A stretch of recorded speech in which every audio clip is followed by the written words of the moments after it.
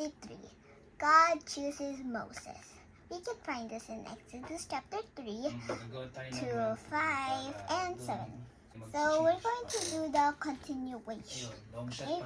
So Moses kept making excuses because he was too afraid to go there to Egypt. God was already finally angry because Moses has so many excuses like, "Oh Lord, how can I talk?" And then he said, "Oh Lord, I only have a low voice." So God was angry and he said, I think this is his last answer. And he said, "Fine, you go to Aaron and then he is the one who will talk." And then I think I want to add, happy? It's a bit funny. So it was now the beginning of the task. But first, before the beginning of the task, Moses needs to go to Aaron first. It has been many years since Aaron didn't see his brother Moses anymore. But when he came back to Egypt, Aaron was very glad. And then he kissed Moses. Then so they came to Egypt and they saw Pharaoh. But remember, Pharaoh wasn't the same Pharaoh because there was another Pharaoh. There's no more old Pharaoh who believed in Joseph before. And then, I think Aaron was the one who took it because the Lord said to him. And Lord said also to Aaron when Moses came to Aaron. And also, they told the children of the Israelites. And they were happy. And Aaron said, Pharaoh, the Lord said to let all the people go. But Pharaoh did not listen. He said coldly, who is this Lord? I'm not gonna listen to him. And I'm not even gonna listen to you. And I will not let the people go. But before that, the Israelites, they made bricks. And Pharaoh said to his helpers, to his servants, to help the Israelites. They are lazy. But never say that to someone. Maybe they're just tired, because they've been working for days. Do you know how they made the bricks? First, the helpers of Pharaoh is going to help the Israelites to get their straw. But Pharaoh said, do not let yourselves help the Israelites.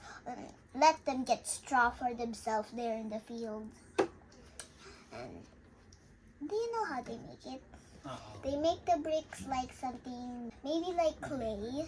And then they put it in the hot sun there in Egypt, and for it to dry. And also it will like maybe there's maybe a clay again, and it will like turn into something like a glue or something. Yeah, I think it says there like that. And then voila, they can stick the bricks together and make the houses out of Egypt.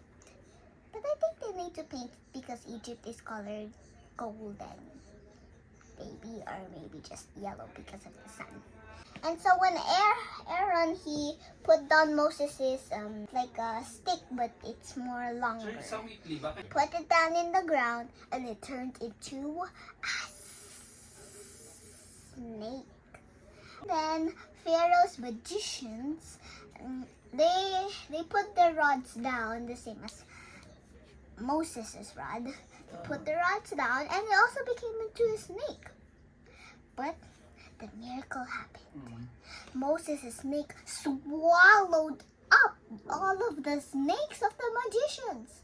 Wow, that snake must have a full tummy. Before that, the Israelites told Moses, "May the Lord be upon you and be judged. You have made Pharaoh be angry and us all the more."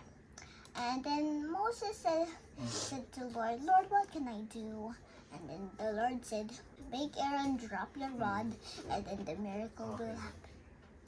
And then that's it. The snake all ate and swallowed all of the snakes of the magicians. But still, Pharaoh hesitated to listen to let all the people go. Maybe he doesn't want to let the people go so they can do work.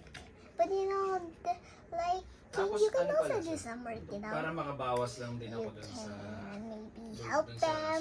That's what being a good Ano na, king periods. is, you know. Na babalikan. But Pharaoh isn't the real king, August onwards or kailangan? even if he is bad, even if he is good. Previous. God is still O, dyan sa the weekly real lang, sir. king. Sa weekly lang. He made the heavens, he made the earth, everything. But he's not king because he made everything. Okay. He's Para king mas because he's lesser good. yung ito. He is kind. He is From forgiving. August And he is 1 loving. onwards, yung Yeah, ating most of all IMS. loving.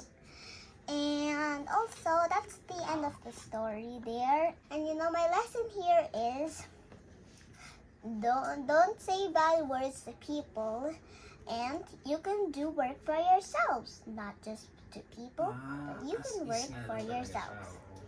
You know what that means? You don't say bad words to people, or else something will happen to you. You don't just work for yourself, work for people. Because Pharaoh just worked for himself to tell all of the people to work, work, work.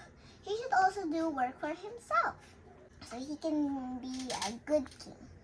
But remember, the Lord is the real king.